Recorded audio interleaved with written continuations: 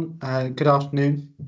Welcome to the Business Services webinar on unfair dismissal, fire and rehire, and workplace harassment. We'll be talking over today what the current law is and also what the changes are going to be in the upcoming Employment Rights Bill. We're just waiting for a moment for other people to arrive, and then we'll begin.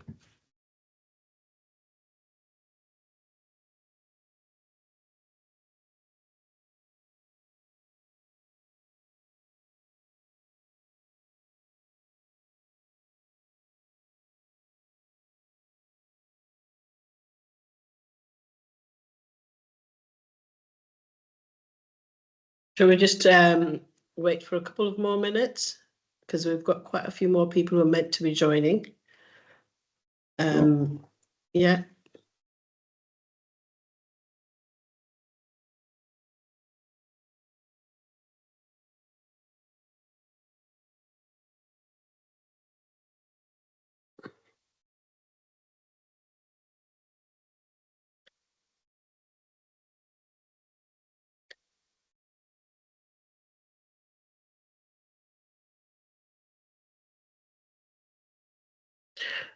James, I think we should start. Okay. So good afternoon, everyone. As I said previously, welcome to a Business Services webinar. We're covering the employee's perspective on unfair dismissal, fire and rehire, and workplace harassment. We're here today with Navia Shekhar and Mirek Sarik, who are two of our employment team, and they're experts in employment with over 20 years experience between them, working on both sides of employment tribunal matters. So they have a full scope of it, and we're looking forward to hearing their perspective on these issues. So just quickly, for a timeline of where we are with this bill, the Employment Rights Bill. The previous legislation, which a lot of the employment issues are litigated through, was the Employment Rights Act of 1996. And as it says in the name, this was made law in 1996. Fast forwarding to October 2024, the Employment Rights Bill was first published. Currently, in June 2025, it is being debated and going back and forth in the House of Commons and the House of Lords. And later in 2025, it will become law, and the legislation will come into force over 2026. So today, we'll be discussing what is changing and what is staying the same with unfair dismissal. So when does it occur and how does it occur? Fire and rehire. What is the current guidance and legislation, and what will be the new guidance and legislation? And workplace harassment, how to avoid it and how to deal with it.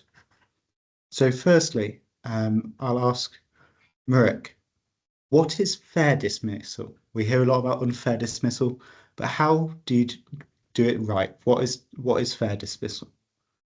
Yeah, so there are potentially 5 fair reasons for dismissal under the current legislation of Employment Rights Act 1996.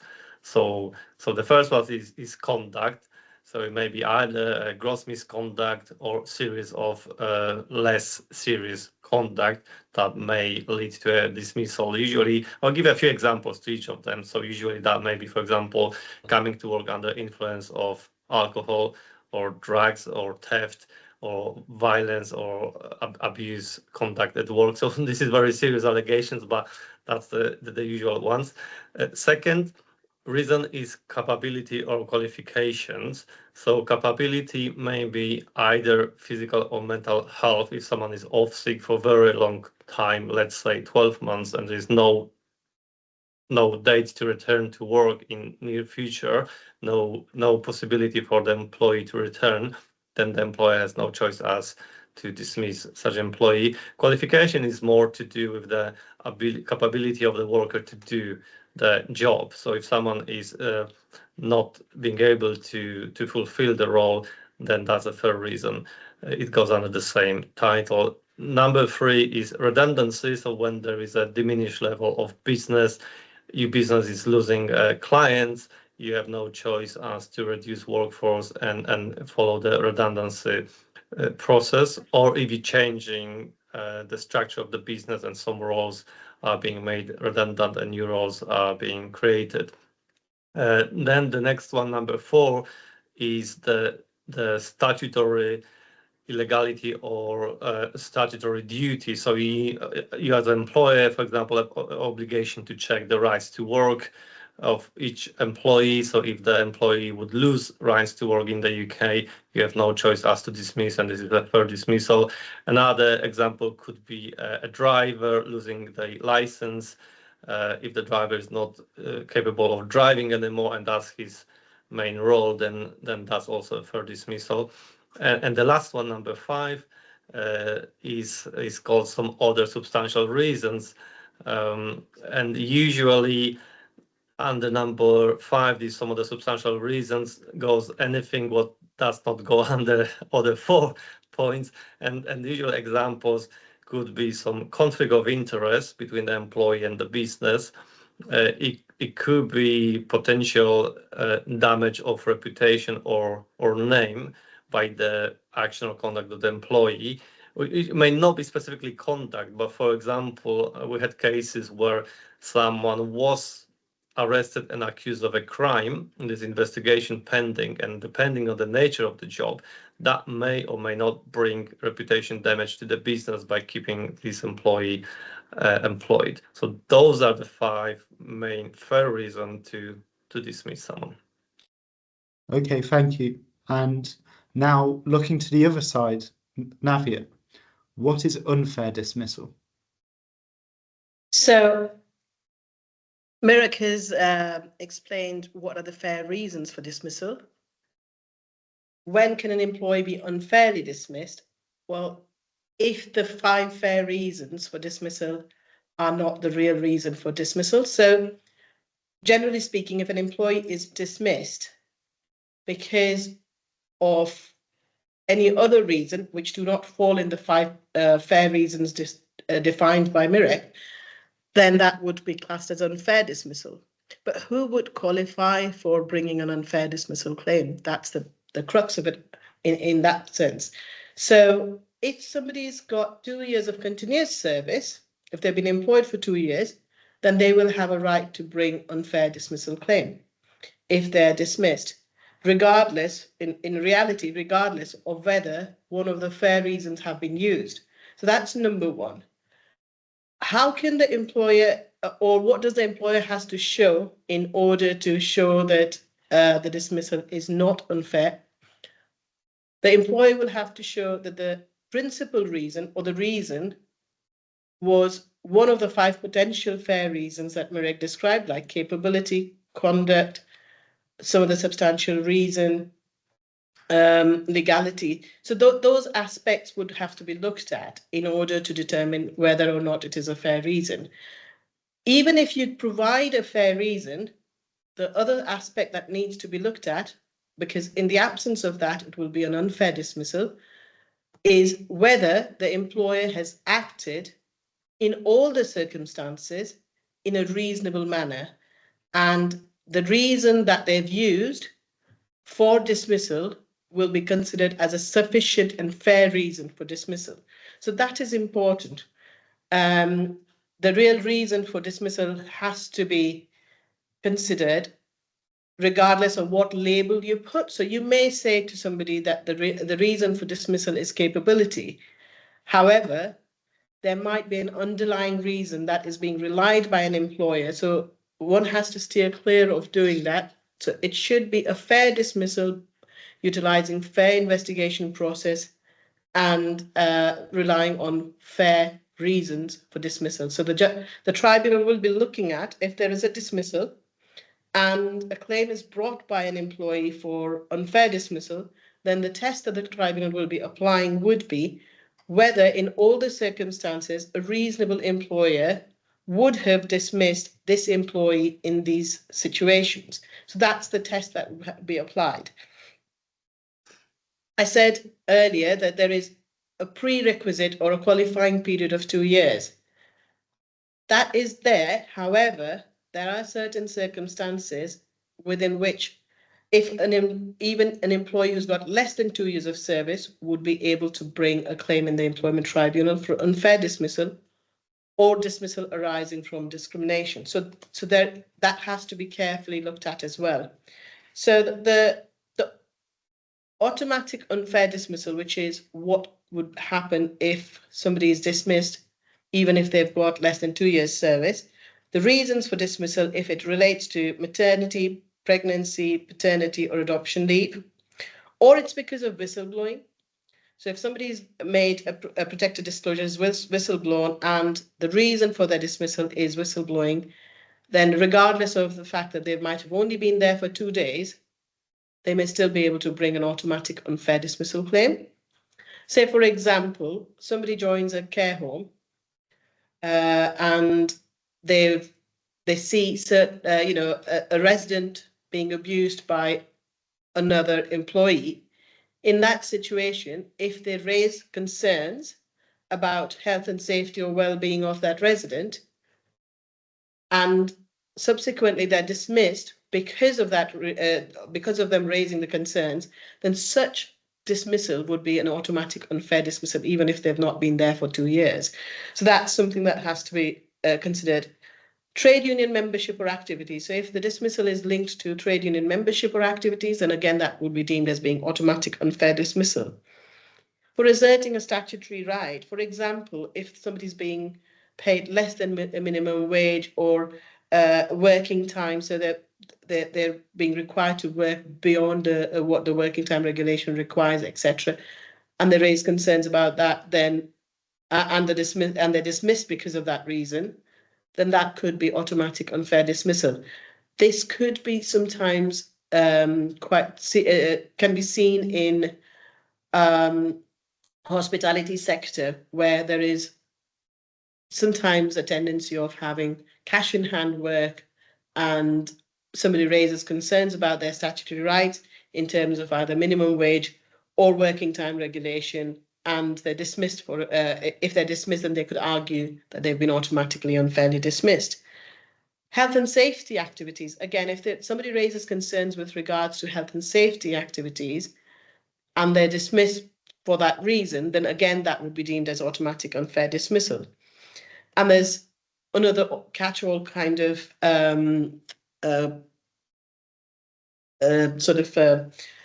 clause which says certain other protected activities. So it would depend on each situation how that would work. So for these sort of situations, there will be no qualifying period required. So as I said, even if you've been there only for 2 days, you could bring a claim. An employee could bring a claim for automatic unfair dismissal.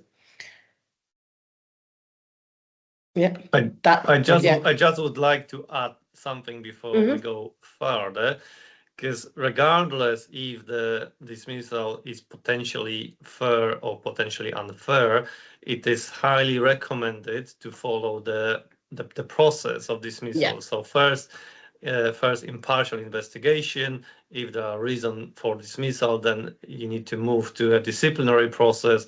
Follow ACAS code of practice is best, and then to decide if there are good reason to dismiss. Because I can give you an example that coming to my head where I had that case before. So there was a employee, a lady who was pregnant, and she was claiming that she was unfairly dismissed because of pregnancy. However, the employer conducted an investigation during which they found out that she was abusive towards resident of a care home, and she was not doing her job properly. So the dismissal was in relation to her conduct. So it had nothing to do with her being pregnant or not being pregnant.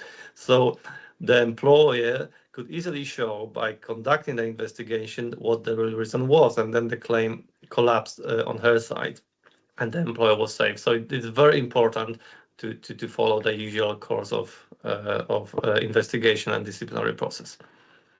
So Yeah. it's all about crossing the T's and dotting the I's in that respect, making sure Yes. it's done fully. Okay, Absolutely.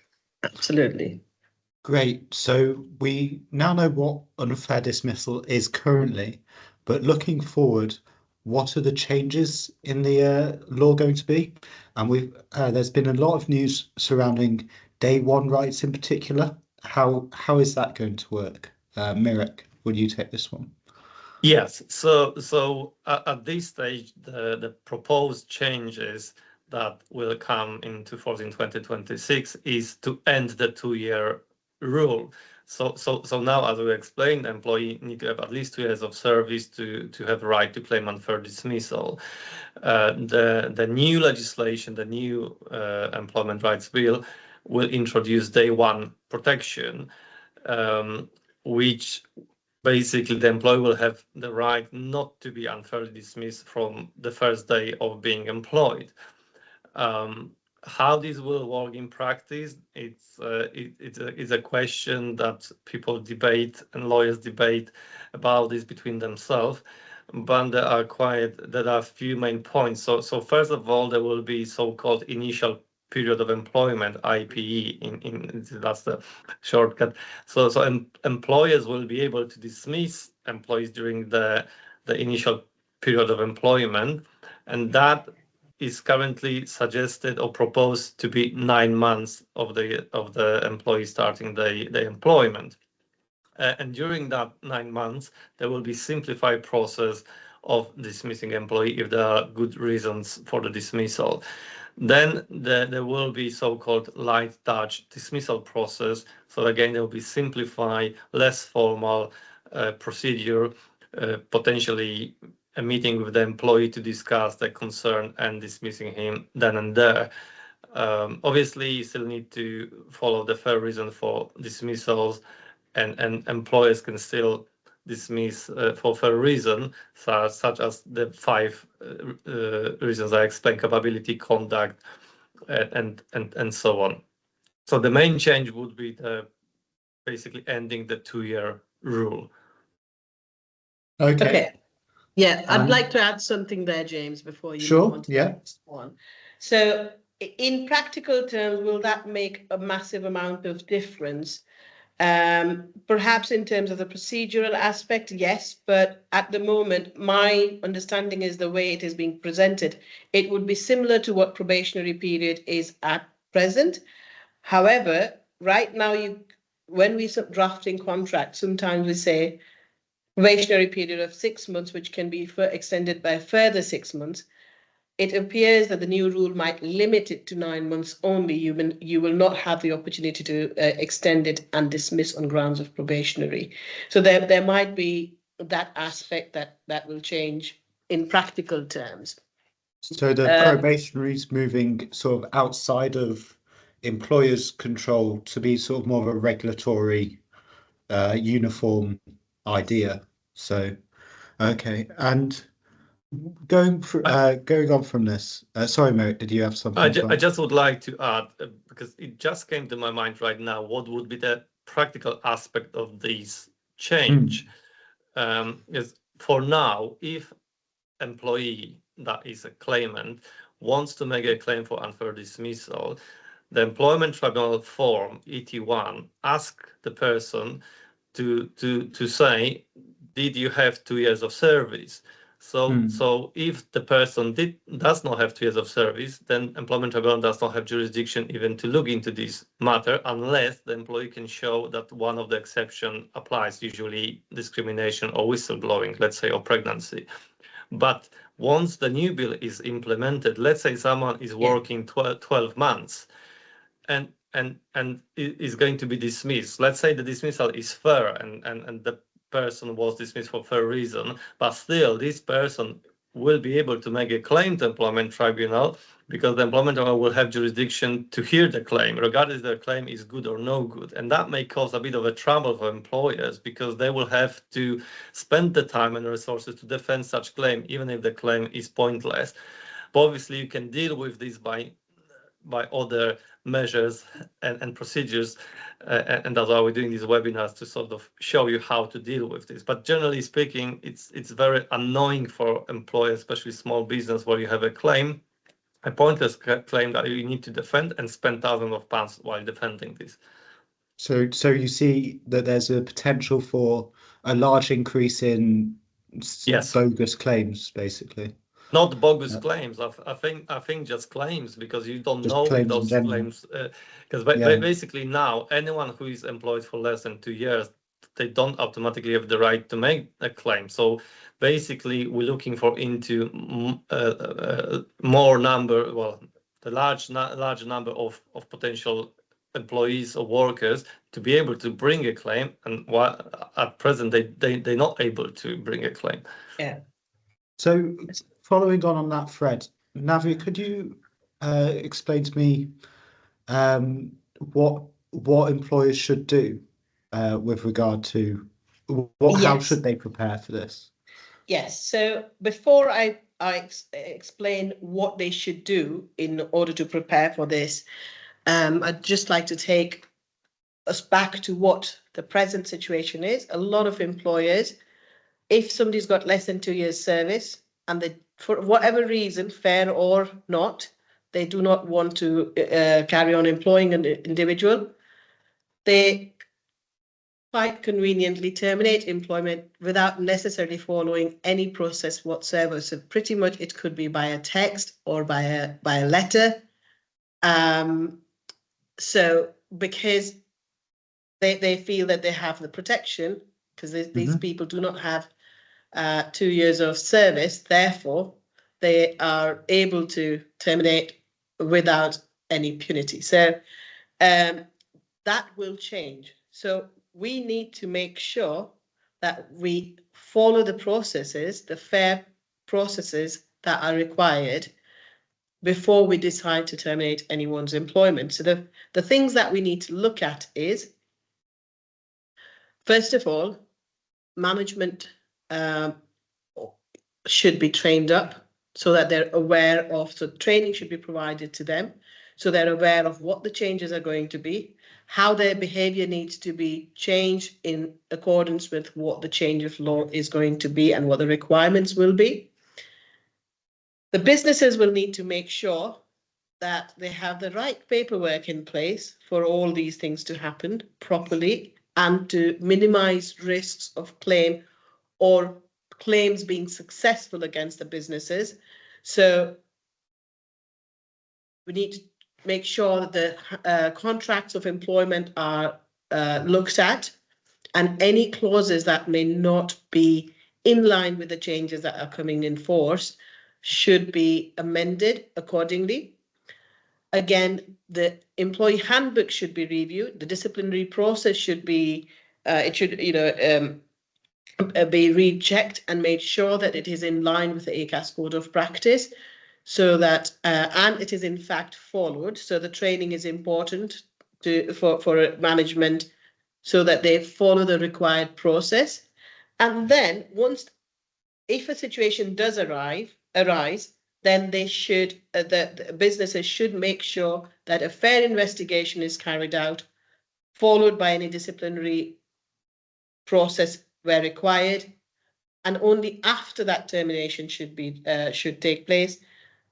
And again, the next step would be to make sure that appeal is allowed.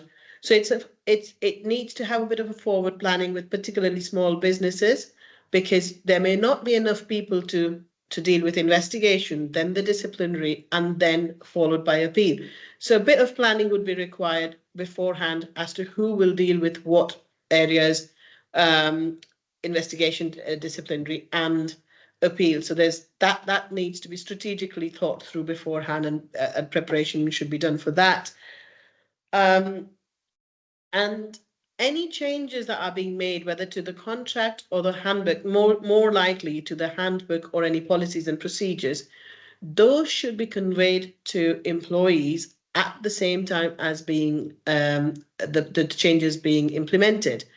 Because quite often what happens is that the handbooks are updated, but if it's not circulated, to the employees, they are unlikely to know the changes, and therefore they will be arguing, well, you may have changed the policy, but you have not advised us. So how are we expected to follow these policies? So to make sure that basically communication is key for this, and a fair process following has to be done going forwards to minimize the risk for claims being brought against small businesses. Sorry. So in terms of how Thank you, employers prepare, they need to get a process planned. They need to get their staff handbook updated and ready to be circulated as soon as the law changes, so Yes. that it can be relied upon. Absolutely. Okay, great. Moving on to our next topic, fire and rehire. Mirik, could you just talk us through what is fire and rehire and what are the current rules around it? Yeah, so in very general terms, is terminating the employee's contract and then immediately re-engaging the same employee on a different contract. So usually it happens when a business wants to introduce some small changes or bigger changes to the contract, the employee does not agree to it, then that may be used as sort of like way around it. This is based on Code of Practice 2024 Code of Practice. It's discouraged but legal. Maybe wrong about this Code of Practice 2024. I don't think it's 2024. Maybe you can correct me about this fire and rehire. I think the Code of Practice existed before, but yeah, I'm the sure changes it was coming way in before. Yeah. Because I've just looked at this, it's not 2024. So for now it is legal process. It's not obviously the best way to deal with situation, but it is legal. So that's the current situation. Okay, great. And Navia, could you explain what's changing in to fire and rehire in the Employment Rights Bill? So in terms of fire and rehire, that will become, it will no longer be something that an employer can do. And it would become, really difficult for the employer to carry on doing what they're doing presently. So it will be deemed as being automatically unfair dismissal if employee does not agree to the change terms and the employer terminates their contract and offers them a new contract. So that will not be an acceptable position going forward.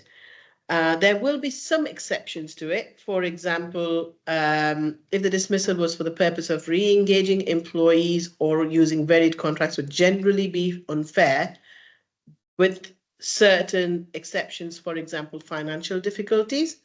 So it is in that context. So I suppose we'll have to see how it works in practice. But my thought is, where a company is making changes to the terms and conditions because continuing to employ individuals on the existing terms was not financially viable for the company anymore, and would have either resulted in the company having to shut down or making a significant number of redundancies. In the alternative, the company thinks, well, if we change everyone's contracts to a certain degree, then we will not have to make redundancies. People will not lose jobs, and in those circumstances, the change terms may well be considered as the exception and be allowed. So that's the difference between the present position and what would be the position going forward. In practice, at present, again, I think it is not that common where people are necessarily firing and rehiring. It is only where, say, one individual is refusing to the change terms and conditions, because even where you fire and rehire in present time, you may want to rehire, but that individual may choose not to accept the change terms. And in that situation, you're exposed to unfair dismissal. So it generally, in practice, in my view, this tends to be the last resort from the employer's perspective. So practical terms, there will be more difficulty in doing it, but exceptions exist. So And sorry. I was going to say, Sorry. comparing this to unfair dismissal as a topic, it's rather a small change of degree, whereas unfair dismissal is quite a large change with the Yes, day one rights and so forth. Okay, absolutely. so moving on, we're looking at workplace harassment. So, Murat, could you explain what the current situation is that with that is, and when was the current situation introduced? Because it's quite a recent change, isn't it? Yes, specifically we're talking about workplace sexual harassment, so relating to sex, which is important. So the current changes were introduced in October 2024, where employers now have a duty to anticipate, predict when the sexual harassment may occur, and employer must take reasonable steps to prevent it. So if sexual harassment has taken place, and employee should report it, because the employee need to know about this in first place, or either the employee report or another employee who witnessed this would report, and then the employer should take action to stop it from happening again. So this sends a clear signal to all employers that they may take reasonable preventative steps against the sexual harassment happening again. So it sort of introduce the sort of cultural change when it is necessary to reduce the likelihood of sexual harassment occurring and happening in the workplace. So that's that, and the change was that the employer needs to take reasonable steps. So reasonable steps could be training the employees, making them aware about such sexual harassment, explaining to them that this is not acceptable. Probably if one of the employee was the victim and another employee was the perpetrator, so then obviously you need to follow the disciplinary process and either give a written warning to the employee who conduct was inappropriate, or dismissal even. So that would be some reasonable steps. In some circumstances, reporting sexual harassment may be classed as whistleblowing. So you need to make sure that you're not breaching any legislation or regulation in that sense. Okay. Just on that, James, there is another element that I think we need to be understanding. Currently, what we're looking at is generally a relationship of or reasonable steps in relation to sexual harassment by employees. But my understanding is it also extends to third parties. So, for example, if you're, again, I'm going to give an example of hospitality sector. If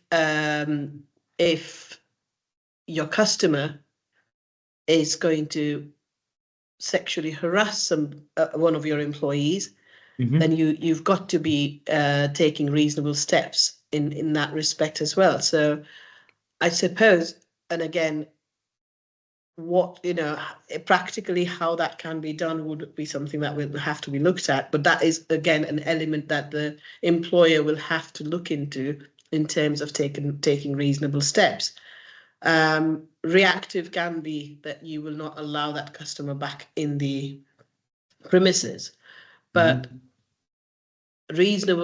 but in terms of taking reasonable steps, precautionary rather than reactive, there might be notices that employers could put to say, well, we do not we require people to, just like you have at, say, airports or other places where it says, please, we do not Yeah, so we do not take, or please do not abuse our employees or our staff, something on those lines.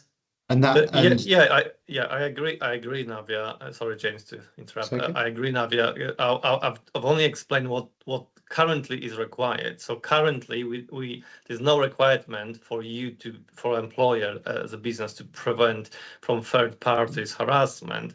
While we'll talk in a minute Sorry. what the new employments I will introduce, because that's one of the big massive changes. Yes. And from practical perspective, that will bring a massive challenge, I think. Yeah, sorry, I jumped ahead there. No worries. Speaking of which, though, shall we get on to what the changes are? So you've mentioned about the third parties harassment. What are other changes that are being made? Navia, if you want to carry on with this. Okay, so the bill introduces that they have to take all reasonable steps, and it's not just reasonable steps, it's all reasonable steps. So we're unclear at this point what the requirement would be and how you can define all reasonable steps. What would be all reasonable steps? Because it will depend on the resources of a business as well as to what would fall being all reasonable steps, in my view. So it is going to be a bit tricky. And I think some case laws would be what would determine what would be all reasonable steps, because I can already foresee that an employee could be arguing that my employer did not take all reasonable steps to prevent such sexual harassment at workplace. And then there will be then there'll be an argument as to what would be considered as all reasonable steps. In looking at all reasonable steps, I would think that a tribunal would look at, unless the bill defines what they mean by all reasonable steps, which I doubt they can give examples, but I doubt they will be defining these will be considered as all reasonable steps.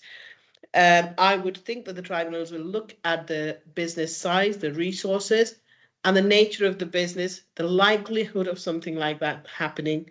And in light of all of that, what steps an employer would be required to take, or a reasonable employer would take. And that's how the test, I think, would be set out.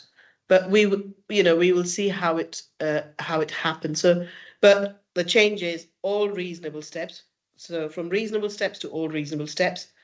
Yeah. Third party harassment liability. There is a need. So right now, there is no legal requirement to have anti-harassment policy, but that changes once once the change comes through. So there will be a legal requirement. Employers will be legally obliged to have this anti-harassment policy. There will be a requirement for training to be provided to staff to prevent harassment, particularly harassment of a sexual nature and harassment by third parties. So, and how to handle, I suppose, if there is a situation like that. So that would have to be done.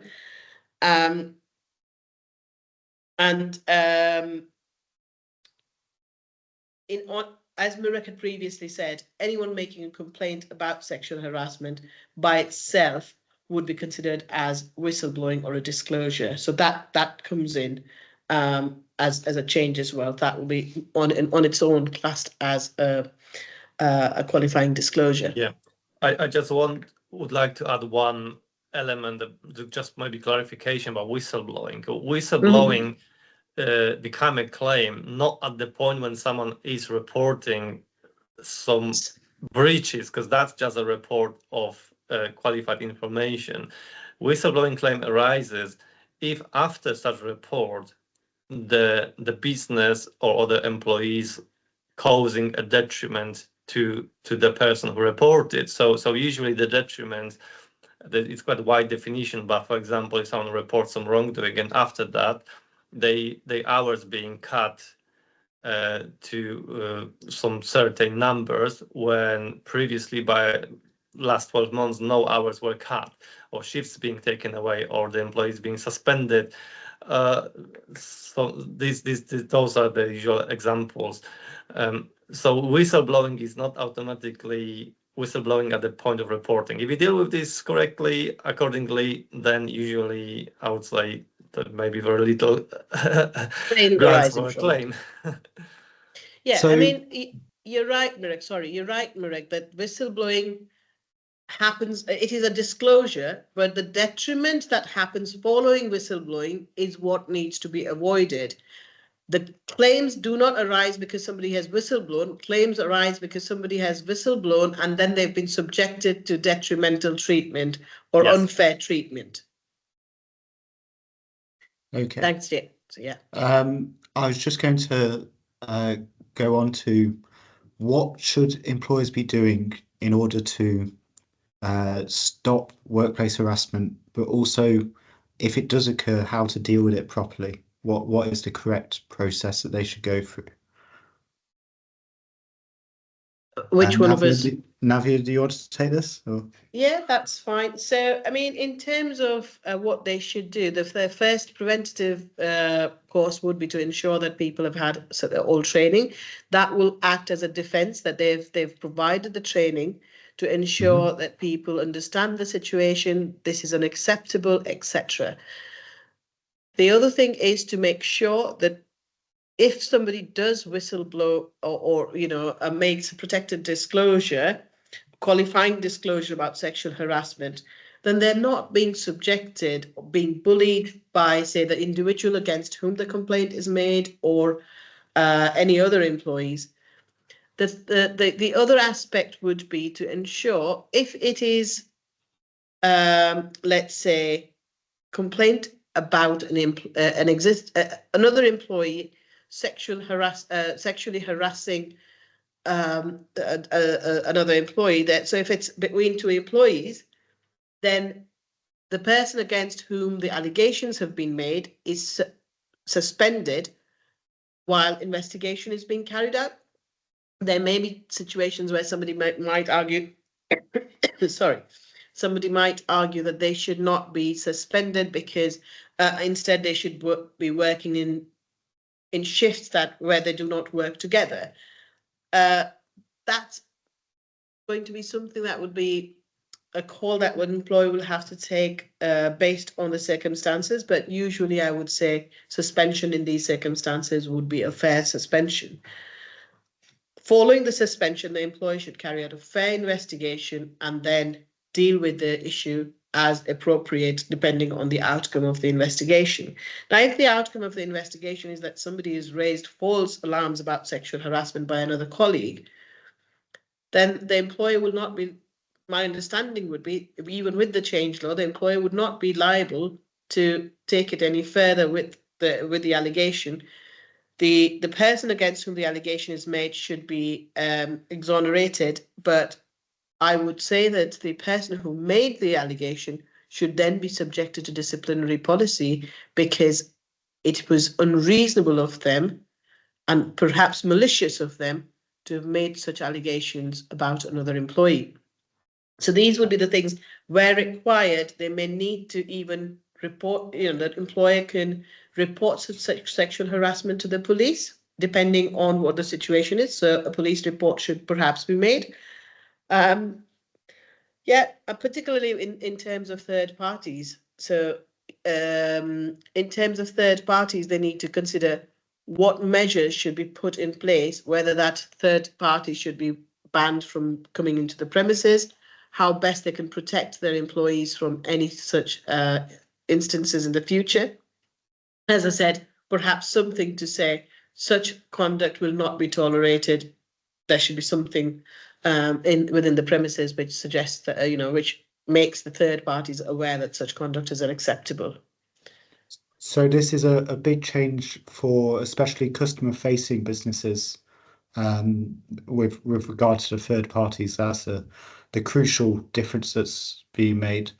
And with the disciplinary process that you mentioned, would that be a case of going back to the start of the presentation, how to do a fair dismissal? Yes. Is through, again, going through all of the process, the investigation, and making sure that it's all carried out thoroughly. Absolutely, thoroughly. And I think the expectation with this would be how a reasonable employer would have acted in all the circumstances. And that's the position that tribunals are likely to take and in relation to such allegations as well. It will perhaps not be treated any differently. It will probably be given more weightage, but it will probably not be treated any differently in terms of the processes that need to be followed. So really, we're not just waiting for the law to actually be passed and see what's in it, but also we're having to wait for some cases to actually go through to fully understand. Absolutely. And I think the way to protect themselves, employers, the way to protect employers would be to make sure that there are policies in place that internally what they can do is obviously provide training and making sure that employees are all aware that such conduct will not be, there's no zero tolerance policy really about this. And that would perhaps be would be all reasonable steps, because you're saying there's zero tolerance with something like this. That is all reasonable steps. And maybe having some kind of training provided to prevent sexual harassment from third parties. And this is just me thinking on my feet here right now. Say if you're in the hospitality sector, do you have some kind of training provided to all employees as to how you deal with customers who are misbehaving in any particular manner, and who would be the person who would take charge of it or who would intervene? How would you handle? What would be the correct ways of approaching it? So it sounds like there needs to be a lot of training done once this. I would say out. so. And a lot of updated handbooks. And again, make sure you send it out to all the staff so that they have to abide by its absolutely policies. And my thought would be that regardless of the training that you may provide before or after, some kind of notification should be sent to employees just when the change happens, when it becomes a legal requirement, so that the businesses can show that they've been proactive in addressing these changes rather than not. Sure. Okay, thank you very much. I'd just like to say thank you to everyone for attending the presentation. And if you don't have any questions, we're going to do a questions and answer section now. But if we don't get to your question, you can always contact us at enquiries@truthlegal.com. And so, yes, I'll move on to the questions section. If anyone wants to put a question in chat or raise their hand, then I will try to get to you. But while we're waiting for those questions to come through, Navi or Mirik, did you have any sort of final thoughts on these changes or how these should be dealt with? What is the best tip for the employers going forward? Well, I would say to follow the updates, follow the news, and you can sign up for our newsletter. We'll have more webinars coming our way, because obviously we all sort of waiting what's going to happen in practical terms, because it is all at stage of proposed changes, and once these become legally binding legislation, then we'll be sure what the changes are. However, at the same time, it will be seen by practical perspective of the employment tribunals how they will interpret those changes, I think. Yeah, so it's going to be an ongoing process in terms of, well, not just the law, but then further on, keep updating, keep knowing what's going on in the tribunal process. In fact, we've had one question coming through asking when in 2026 will these changes likely come through? Does anyone want to answer that one? What sort of time period? Are we talking January or December? I think we're talking summer. Summer. So it's next summer. We've got about a year to prepare, a year to be certain. Well, okay. Yeah, we don't know exactly, but it's Yeah. it's a question. If I had a direct phone call to the number 10, I will just give a ring and ask them. Sure. Unfortunately, we don't have access, so we don't It know. is, But yeah. I think around, not definitely not in the first quarter of the Yes. new year, because the parliament will be busy with something different, and that I think there's still a lot of discussion going on about the practicality and the wording of the new rights employment rights bill. It's anticipated though to come around second quarter of the year. So I would But what yeah. I would say in addition to this, please don't wait until summer. Yes. Get ready now. I think that's probably why you've joined our webinar, because you're already thinking what is coming and what you can do from today, if not already done something, because you may have already done something about it. Okay, great. And just a question, will all the changes be coming in at once, or will it be staggered, or how will that work? Will it be wake up one morning and the rights bill is in effect, or how will it be done? Yeah, it's difficult to say, James, because we've already had things come in a staggered way. So, for example, the tips aspect, the changes to the sexual harassment policy, which came in 26th of October 2024, that's a stage. So we had a first stage change, and then we're having a second stage change. So there are multiple elements within the employment rights bill that is going to be which involves changes to the existing employment rights as it exists currently. So some changes have already filtered through, and there might be some that will keep filtering through. So, until we get more updates on it, it's very hard for us to say whether it is going to be wake up one day and it's all changed.